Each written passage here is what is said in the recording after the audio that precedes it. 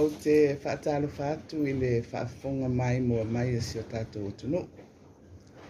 Whaamalo le whalau manuia, whaafitai le pale. E tātou te via le atua i lana tausinga malana pule au i a Samoa. O lo tātou saunga le mua i pea. E ui le tele o whaingatā malu i tau e o mai le soifuanga nei. O le nei wa tātou taunu mai i le whaiunga o le piliota sa whaamaonia mo le iai o le tunuu i whaasalalaunga mo whaalawelawe whaafuasei lona balus fultasi.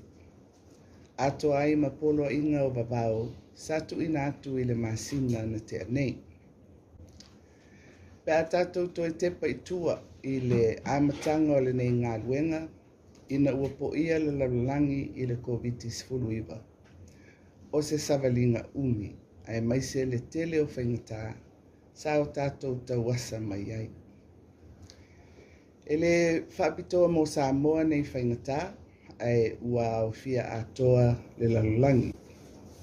E le ngata i tūlanga tau whemalanga inga whaavao malo, o whewhatawa inga mpisinisi. Ngā luenga māti nae mo le tamau a inga o atunuu. Olu i tau au nanga whaasoifua maloloina ma o aunga. Ai whapea i lātou ua mali liu ona o le whamai.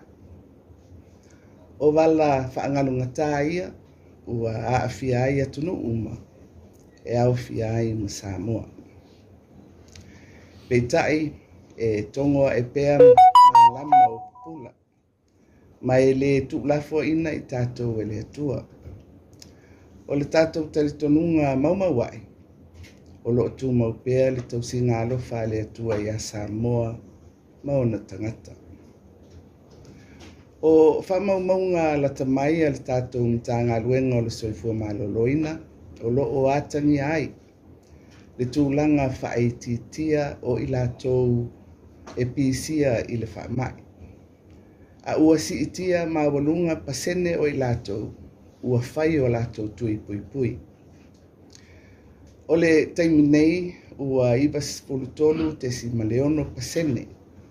I lātou e sifuluwalu tausanga malunga atu le mātutua. Ua maea o lātou tui pui pui. Ua iwa sifululua te si malewha pasene.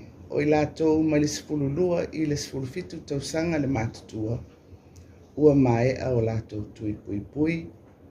Ai iwa sifulutasi tesi ma le whapasene. I lātou mai le 5 i le sifulutasi tausanga le mātutua. Ua maea o lātou tui pui pui.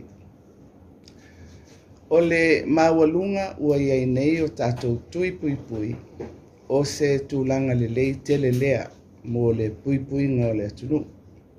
E pei o na whaeloa mai e tātou fo mai. Ua mai au na fufonga le tunu i le tatalaina o tātou tua oi whaavao malo i le aso mua o au kuso. O lea whamu e moe, e whaataunu ina lava e pei o na fuafuaina. I le lauliliu ina o wala uma mo whaasalalaunga ma poloa inga mo whaalawelawe whaafuasei e le kapineta ana nafi. Ua whaai unga fono ina ai le whaai uina o whaasalalaunga mo whaalawelawe whaafuasei a toa ai ma poloa inga uma sa tu ina atu i lalo o le nei whaasalalaunga. O le nei whaamoe moe e whaataimua i le anga i atu o le atunu i le tatalaina o na tua oi whaavao malo i le aso mua o au kuso. I le awe se ina ai o whaasalalaunga ma poloa inga mo whaalawelawe whaafuasei. O le ato e se atu ai i tūlanga masani. Le whaatino ina o ngā luenga le malo. Ia ia inga o tūlafono o lo whaafoe ai au nanga mo le atunuu. E pei o le tūlafono mo le soifua malo loina, a onga, maisi au nanga ale malo. O le tūlanga i le ulu whale mai o tangata i le atunuu, e afu atu i le aso mua o au kuso.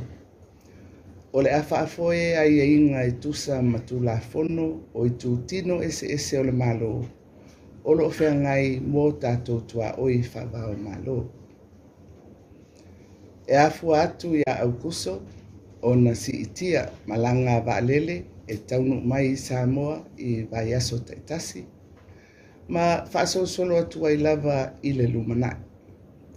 Peitai, o le ale e tuua, le mata i tuina ma le tuli loina. O ngā luenga tau le puipuinga o tua oi whawao malo ma le saunga le mu o le tunu.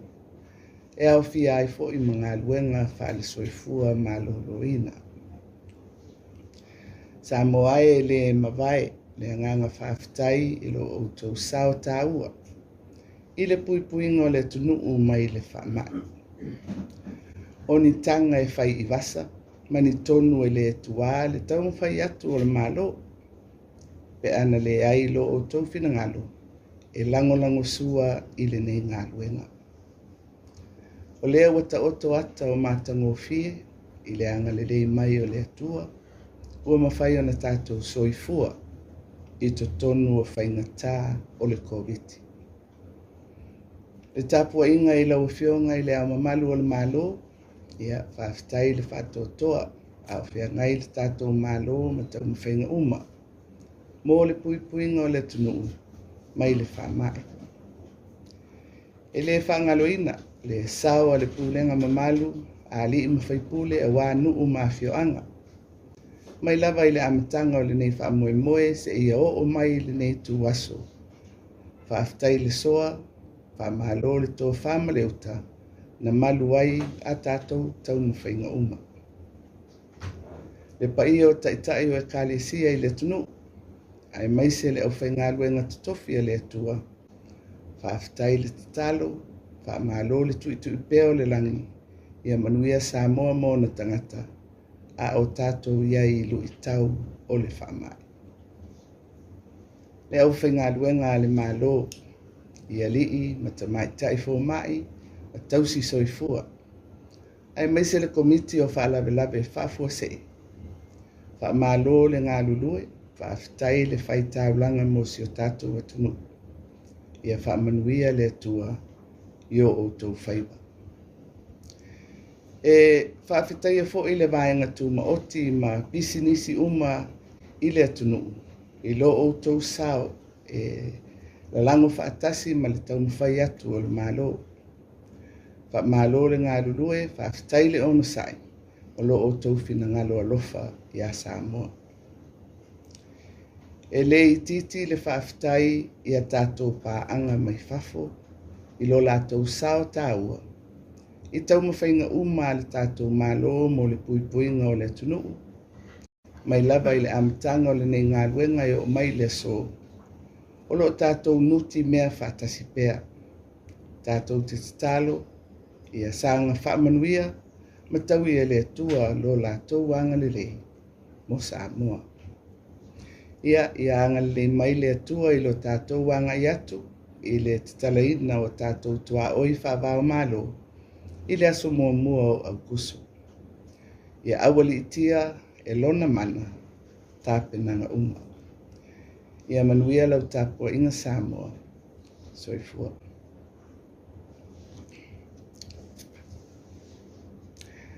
Greetings and talo falava Samoa. We have arrived at the end of the COVID-19 state of emergency number 81, which started from midnight of the 27th of June, 2022 until today. At alert level 1, we have continued to monitor new cases, encouraged vaccinations for the eligible population, and advised on the importance of adhering to preventative public health measures necessary to cushion the severe impacts of COVID-19. Our journey with COVID-19 has been a long 2 years. Like all countries, Samoa has seen and felt the ravages of the virus across all sectors of the economy. Our norms have changed, necessitating the practices of wearing masks, social distancing, and adapting to periodic nationwide lockdowns to minimize the rapid spread of the virus. The closing of international borders has impacted all of us. Millions of lives have been lost across the world. Likewise, we have experienced the same, albeit on a lesser scale. In the midst of the storms of our journey, we continue to find peace and comfort in the grace of God. We have learned to sail with faith, seeking guidance, protection, and healing from Him. Our national efforts to drive COVID-19 vaccinations, led by the Ministry of Health and well supported by our people, is highly commendable. The most recent figures from the Ministry of Health show that 93.6% of those 18 years and above have been fully vaccinated, 92.4% for the 12 to 17-year-olds, and 91.4% for the 5 to 11-year-olds. These figures reflect the status of our collective cooperation and our readiness to move forward with confidence. In this regard, Cabinet, at its meeting yesterday afternoon, approved the removal of the proclamation of the state of emergency for Samoa, after careful consideration of our current status and the preparatory measures in place for the reopening of our national borders on the 1st of August 2022, as announced earlier. With the lifting of the SOE, all sectors of government will return to their normal operations as guided by relevant legislation. International travels will be regulated under the legislative requirements of government border agencies, including health, ports, quarantine, customs, and immigration. Government will continue to remain vigilant at our borders. Let me take this opportunity to thank you, Samoa, for all your support in our fight against COVID-19. The support government received from villages and communities greatly helped with our efforts to keep Samoa safe. We remember all those who lost their battles to COVID-19 and reiterate condolences to all the families and communities concerned. May the Spirit of our Lord continue to comfort you. Lawa whionga lea mamalu o le malo, I thank you for your support and prayers throughout the SOE period. I acknowledge church leaders for their endless prayers and supplications for our country and our people. To all the public servants, frontline workers, doctors and nurses, the Disaster Advisory Committee, thank you for your sacrifices and commitment to safeguard our country. I also acknowledge with sincere gratitude and appreciation the assistance of all our development partners and the international community. Thank you for all your support and assistance delivered bilaterally, regionally, and globally, including generous partnerships with Samoa that facilitated an effective and impactful COVID-19 response. May God bless us all as we approach the reopening of our borders next week. Soifua.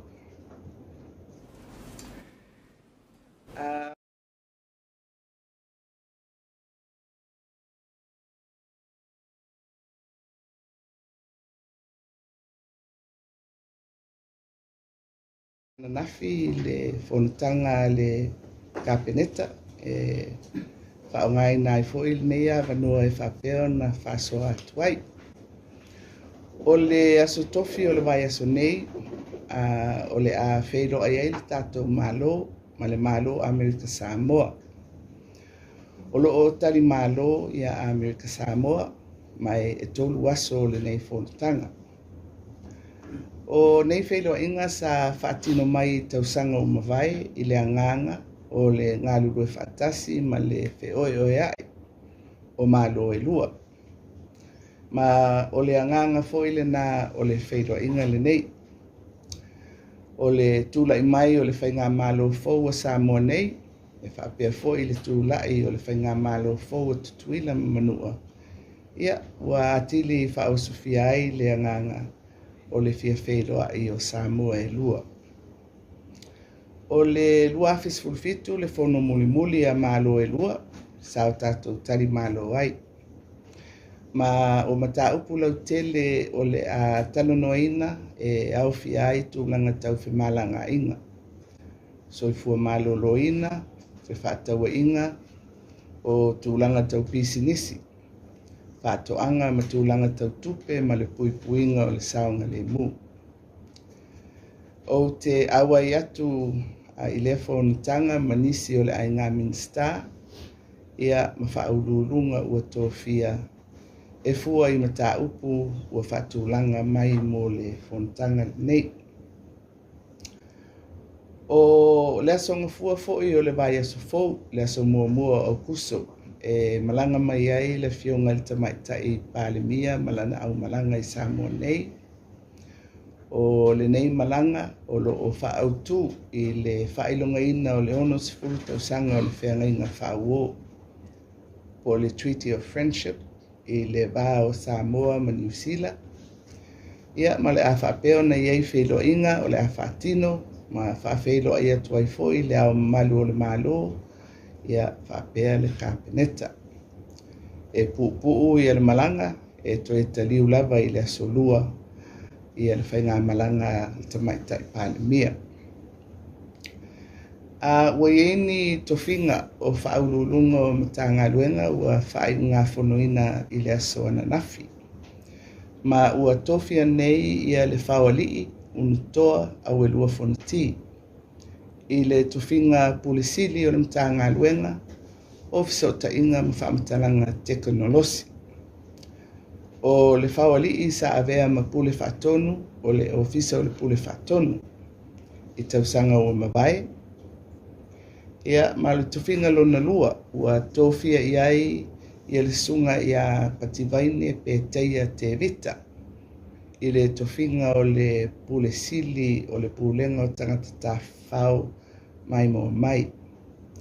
O pativaine o lo o tautua nei i le pulenga o tangata ta whao mai mo mai. Ia mo le tele o tausanga. O tofinga nei sa whautuaina mai e la tou sa whaatinoina i a wha talanoanga. Ia ma ua whausia e le kāpeneta ia le latou whautuanga. Ia o nai whaiunga na manatu e tāua foi mo le silafia e le atunu ia e tauala atu foi i whasalalonga a lautou wasenga. Ia ma whaongaina ai le tātou wāwanoa le nei. Ia malo le soifua whaatalo whātu. Ia e foi le awanoa e tātou te whaatatalo noa ai pe ai inisi o mata upu o loo fia whesini mai ai a lautou wasenga.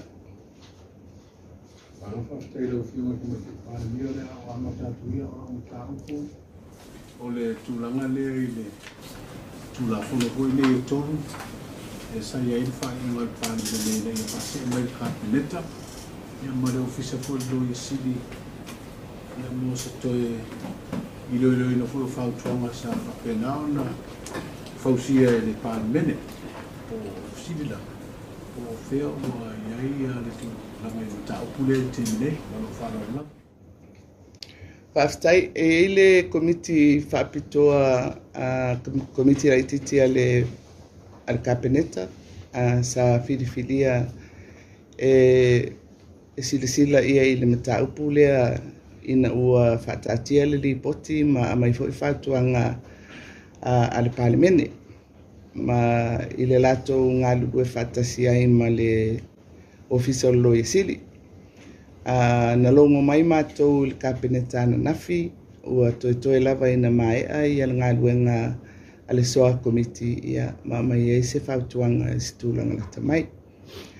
O le whanutanga e so ai a le palimene o le aso rofulu tolu o Augusto. Ia pei o se fua lea e te tauna o atu ua iei se tonu ia po se fuafuanga.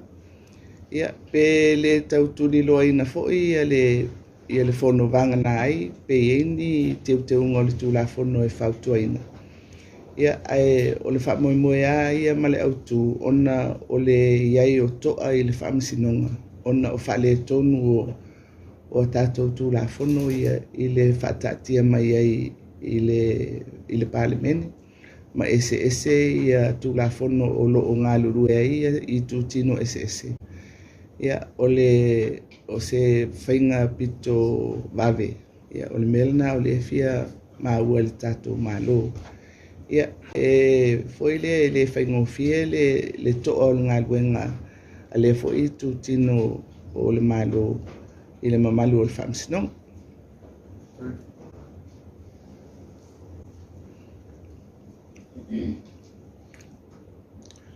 Io pu foi la tatu fono ka o mato fisiri. No, fionga. Dai da mole le mata o ko mo no fionga po wa patala no le mo ka ni tai chair no ya o mano. Le mai o le taimi nei ona ua te ele taimi whatulanga ina o le nofo inga. Ile ai inga fo ile i le tulafono ai mwhaiona whaaua wai.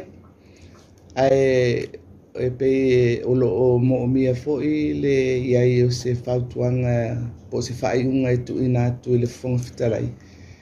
Ia i le whono pito la tamai. O le whono pito la tamai la o le asolos fotolu au kusu. Yo siri yan ka kura.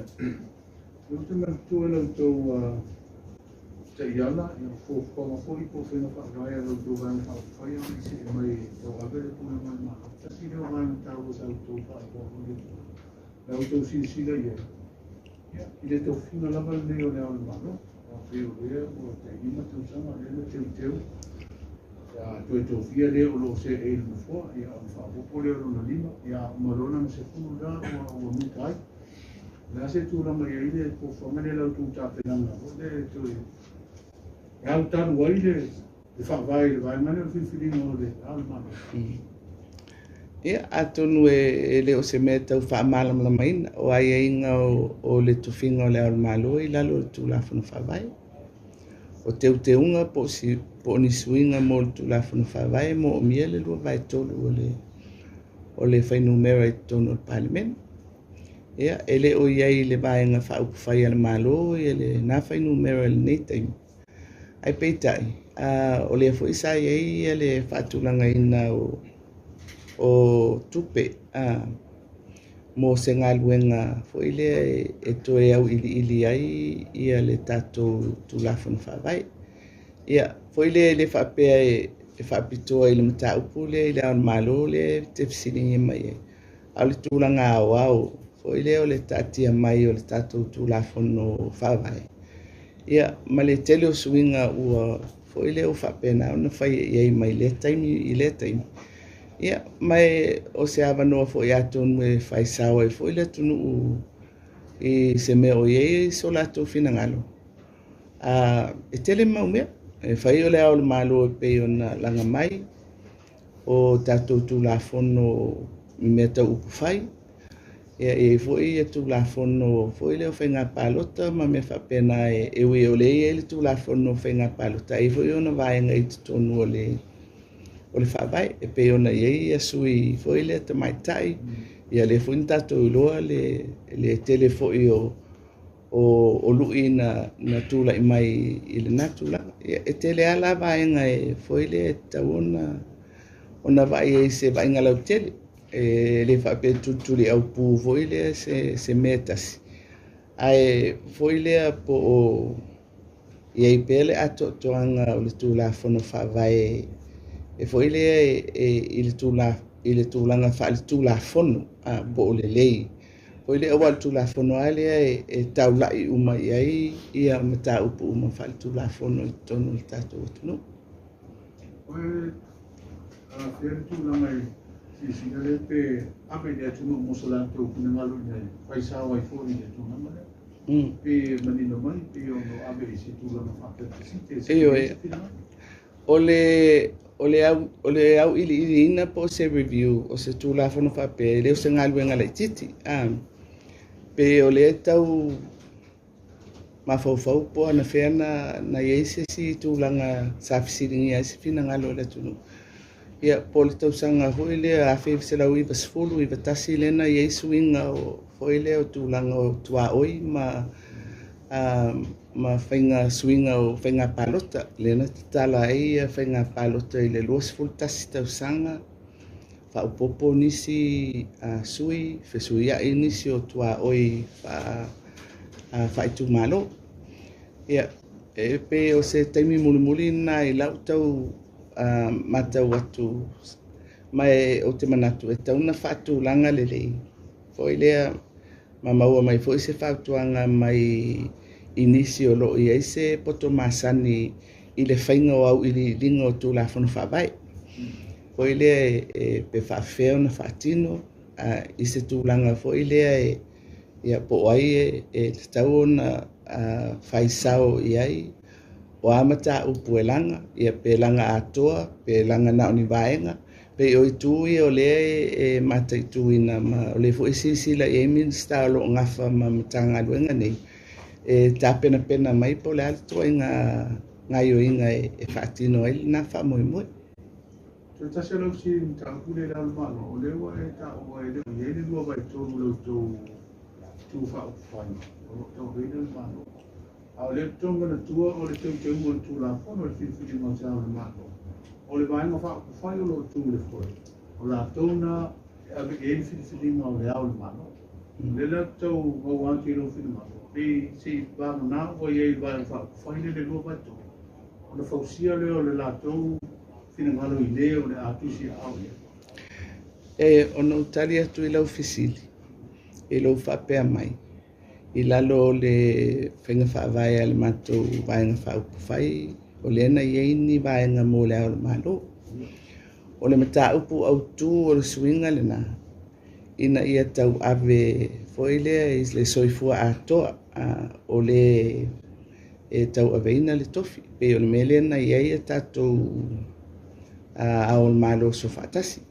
sa tu wafu le whainga o le tofinga e pe o le autu le na o le mata upu le na o le whainga whaavai le vaenga le nei o lona winga la a whape iei se suinga I le suinga o le nofua inga ia e te taula na nga ile na I le suinga o le tulafono whaavai au le whiwhiringa ia nai sa oe e mwhai ana whai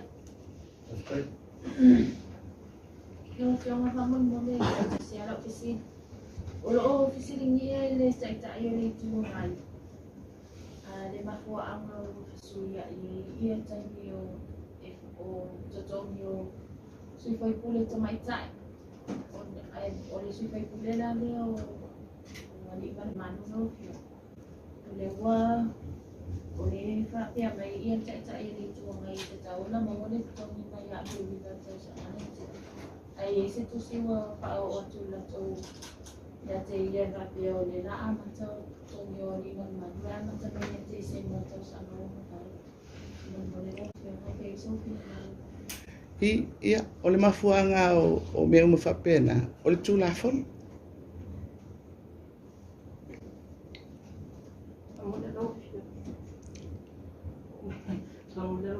part-time mo le forçar o menino por mai Apia mas foi isso ali então não sei que era o filme mais ele fez um filme lá em maio do ano vai ele não botou me na tete te o se sa o mai tau pe o nei ole aso nei a tua i ele tau sama talu o na tula mele pasa pe mama o ta to malo tu to sili la o fio mai tau po te lo sui mo o pe na sa te sa ma tu ia wa ko ni lu tau o pe na pe ngai ma ro pe na ma ro a sa va pa dia mai te sa mo ni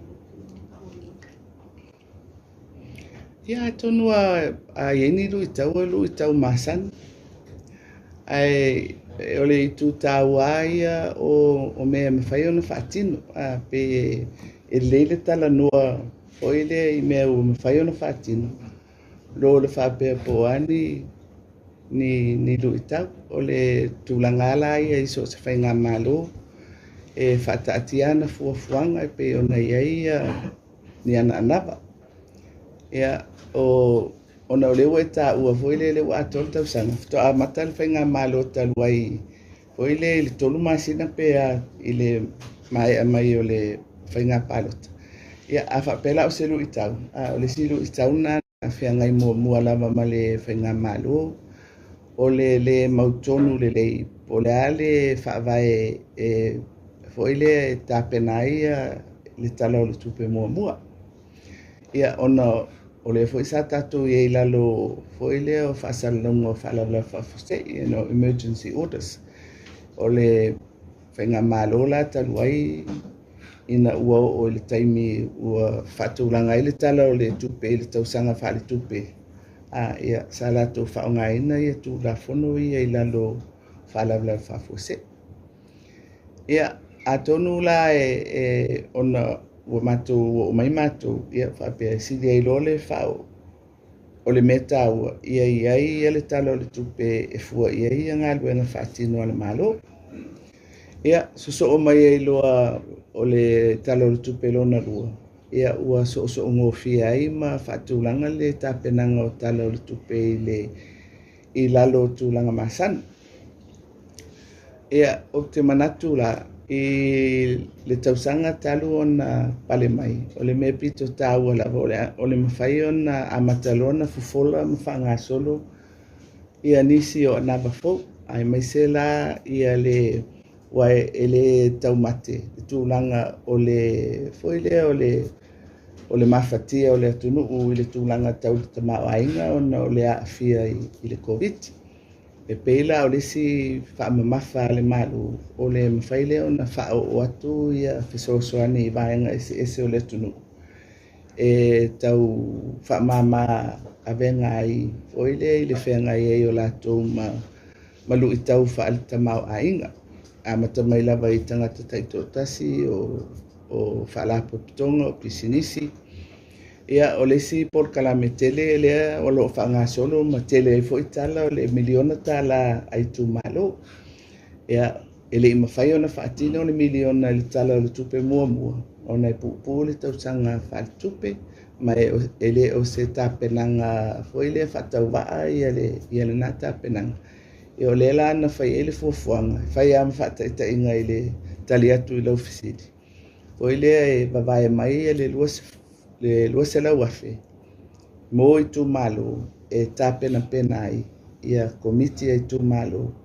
Ina ia o mai e lo e talo le tupe le o whanga solo. Ia e mwhai ona whanga i o i le wha moe moe le na. O le tuina atu o tupe whawhai ngā luenga. I au o le lautele o le tunu. E tawala latu i lalo foi leo pulenga komiti ia ua mawhai ona whawai mai e tātou i tu malo.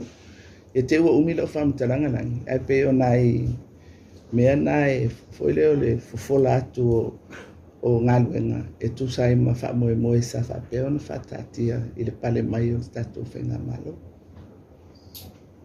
Ia ma le whenga i e amana COVID o aleo o tātou se ia e pe o le tūlangala na sa mata i tuina pea ma ave i le tele o foi leo le tamau a inga whaale malo o ngā luenga o le tali atu i le whaama.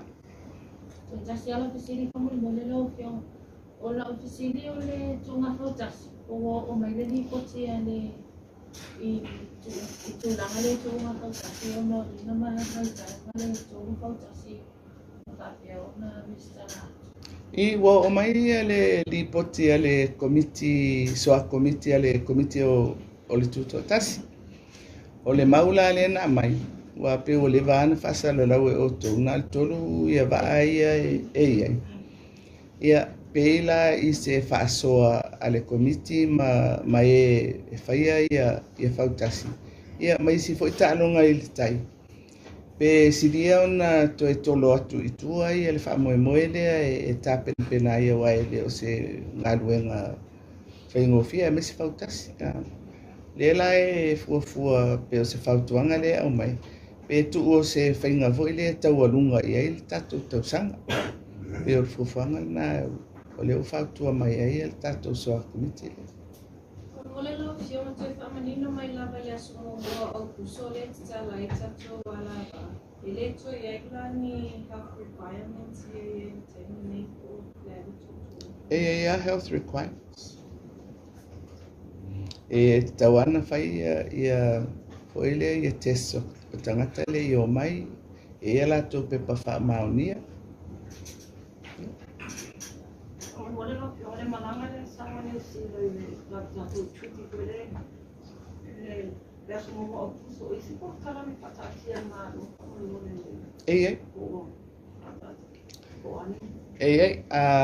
O le taunu mai whaauli e le waa. E malanga mai le tamaita i palimia malana au malanga e mai le bali le malo. E le umila fo i le auli anga i le fiafi o le solua. E amatala i le fiafi o le avol whedua inga. E whai vai lima.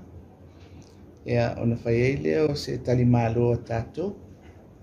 Ia no o lole i le asolona lua. E amatala vai whedua inga ale tamaita i parimia e malea o le malo o se courtesy call mo lea o le malo. Ia ona whai eilole o le sauninga whaale malo i luma. Foile o le card of honor.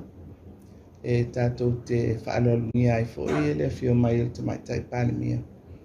Ia ai mai se o le whailonga ina la o le tātou treaty.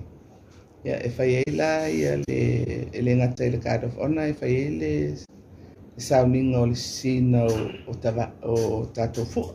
E umala fua fua New Zealand ma le fua tātou. E tu sai ma le whiangainga lea whaau le vau malo i lua. Ia ona soa i lea ma whailua inga o le awhio mai i le parimia ma na minsta e le whailua inga e whai malu tātou kapeneta. Ia, ona whai ai leo le whailua inga ma le au whasalau.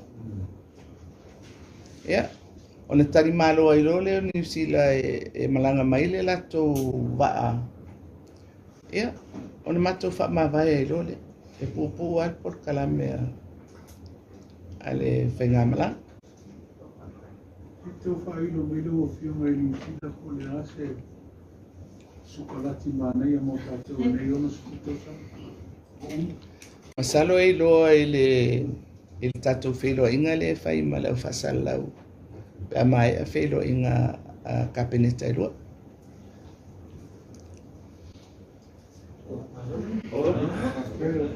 Hey, Siongi, le wa mal kare le milia le okol maliu ya adiki. Mama, kiro ene ko mika. O free go de me. Oh yeah. Yo mama. Papa ngo pia adiki me uma. Senga lo kangwa o mire balu o. Vai ufa como si. Au ngo am si. Fa fenga i longa mesa. Ore maka karo ngo am si o le cashier le ali. Talofa aliki sana mai. Kokore chiki kele. Vili mai loa e au noa masestongi. Aliki Wholesale.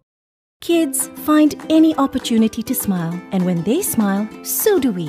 At Colgate, we want every child in Samoa smiling. To all mums out there, encourage good brushing habits early on. It only takes you 2 minutes to teach your child how to brush twice a day for strong, healthy teeth. Come on, mums, it's you first. Start a healthy habit with Colgate today. Brush,